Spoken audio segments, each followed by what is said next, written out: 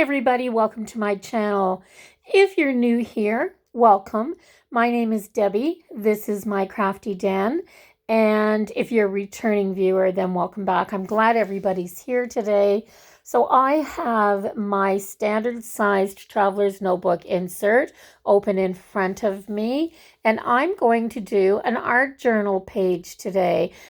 This is what I use for my art journal. So let's get started. I have these pastels that I hardly ever use.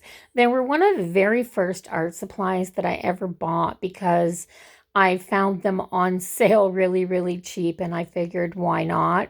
And I keep forgetting how easy it is to use these to create color for a background in a journal, on a mixed media page, on just about anything.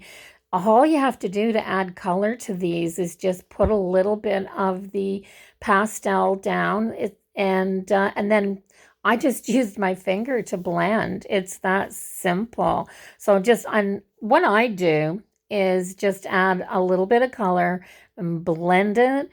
And if I think I want more color, then I just add a little bit more. I blend it with my finger. It's pretty easy. And when I first bought these, I thought they'd be messy to use, but they aren't. There's not a whole lot of residue. I mean, the only mess I get is on the end of my fingertip where I'm blending, and you could probably use a blender or a sponge or something like that for these, but using my fingertip is easy, and I don't misplace that. If you've been watching me for a while, you know I'm constantly looking for things because I can't find where I've just sat them down. So normally when I decoupage a napkin, which I'm going to be doing today, I'll do a creamy or a white or a very pastel background that matches the background on the napkin. But I was going for a little bit of a different look here, so I decided to use a light green because it contrasts with the dark green that's on the image that I'm using, and a little bit of blue just to give it that landscape kind of background look without doing any work, really.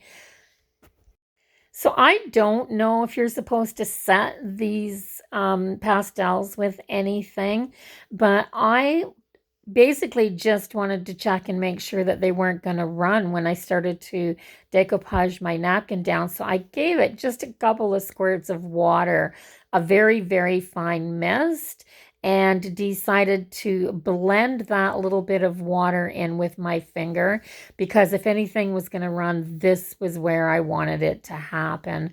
But, it's pretty good. Like you can see there, I'm not blending the green in with the blue very much when I get to that edge. So yeah, and there's not a lot of this coming back off the page either. So I did it just to check. I don't think that it's something that you have to do with these, but now that I've done it, I'm just going to give this a quick dry. So this is the napkin that I'm going to use. It has these beautiful roses on it, but the image is upside down on one half of the napkin. So I'm going to separate this so I only have the one layer of cores. I have a little bit of water there at the side, so I guess I better get my fingers wet or I'm not going to be able to do that. There, and this napkin separated fairly easy once I got it started, of course. So I have my napkin. So I'm just going to tear this apart until I've got enough pieces to cover my page, and everything is right side up, of course. And yes, I just did it by hand. So I've almost got my page covered here, but I want a little bit for that top left-hand corner and a little bit with the script on it just to fill in the tiny little space. So I'm going to set these two smaller pieces aside and work on the larger piece first. So I'm using my Napkin Decoupage from Deco Art. This stuff is just amazing to work with. It's a little runnier than Mod Podge, I think. So you can use Mod Podge. Just make sure you water it down a little wee bit. But no matter what medium you use, you do it the same way. You do not have to put your decoupage medium onto your surface and then lay your napkin into it. This medium will go right through a napkin. So just lay your napkin on there dry and then start brushing. And the trick is to brush from the center out as much as you can so that you don't get large folds. You can keep your wrinkles as small as possible. And I don't mind a few wrinkles on an art journal page especially. So I just work away with my brush. The second tip that I have for you is to always keep your brush wet, guys. If you start to feel any drag at all, you're going to rip your napkin. So as soon as you think that little brush is running out of medium, go grab some more. Just keep dipping that brush in, make sure it's really wet, and spread that glue. So you can tell, you just keep spreading it across, and you can tell as your napkin starts to lay down, you know it's there, it's stuck. It's really easy to see what's happening with it. So yeah, I put my whole page on there. Now I did lift those roses that I'm doing right now up in that left-hand corner. I did lift them up so that I could place that corner down underneath them.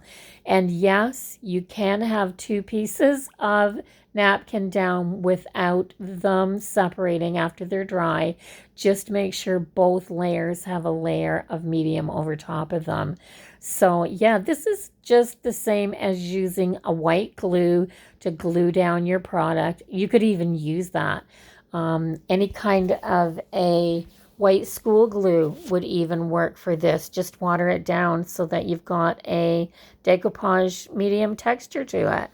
So this leaf had a little wee split in it, so I just took a piece of leaf from that leftover and patched it. Yes, so after a quick dry with just my hair dryer, I'm going to cut this out. I'm just going to grab my scissors and trim all the way around so that it's nice and even on the page edges. And then right at the top of my page, it was starting to tear right down the middle between the two pages. And that would be because these pages have been wet over and over. I use a lot of liquid mediums in my art journal. So I'm using a little bit of the leftover decoupage there to glue this page to the next one. And because I always skip a page when I'm in my art journal, I always skip a page, then I can take the first page in the piece that I'm doing and I can glue that down. So I have blank pages glued together in my art journal, and that keeps this thing pretty stable. It keeps it from falling apart. So I just want to make sure I got all my edges glued down too. And yeah, I don't want anything to rip or tear later on. So this page is pretty much set and ready to take a quote or whatever I'm going to do to it. But I just want to show you the difference between what this page looks like now and what that napkin looked like when I started. It's because I put the color in the background the way I did. It'll change the whole look of the napkin. Okay, so this is my finished page, and I didn't do a whole lot to this to change it from just decoupaging that napkin on here to getting this. All I've done, I've taken my black Prismacolor, and this is the brush tip marker, and I just wrote, "Roses do not bloom hurriedly. For beauty, like any masterpiece, takes time to blossom. And I put the red rose, whispers of passion, and the date. And I've gone around the outside with a dash line. And it wasn't quite done to me, so I've been doing this back and forth. I've taken just little bits. I'm going to use this. I want it to look like it's been around for a while. And first I thought I just wanted some highlights, but I wanted it to look like it's been around for a while. So I want a lot of this on here. So I've put the white on, but for contrast, I also want some black on here.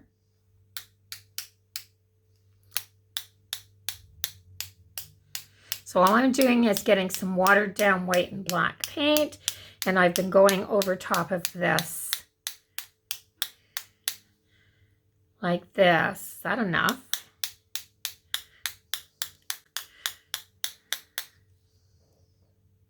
There. So to me, it kind of gives the illusion that this has been sitting around on my desktop for a long time, and it's gotten splatters of both the black and the white paint. But I like this page, guys. There's something about this dirty, aged look that you get from putting a lot of splatters on that appeals to me. I don't know why. I'm going to leave this open for a while just to dry really, really well before I close my book up. So because I used this Napkin Decoupage, it's a glue sealer finish. It's from Deco. For some reason, this doesn't feel as tacky when it's on paper and in your notebook as the Mod Podge does. It's a little more expensive, but you use really a little bit for a project like this. Yeah, so I'll do a flip through of this book when I'm finished it. But I love doing these little art books because they get done fairly quick, and then I can put them away and start on a fresh one. So I hope you enjoyed the video. If you did, go ahead and give it a thumbs up. Make YouTube's algorithms happy, and it does help out my channel a lot. It also does help me out if you share my visions on your social media with your friends. And if you haven't subscribed yet, go ahead and do that now before you leave, and I'll see everybody in the next video. Until then, bye-bye for now, everyone.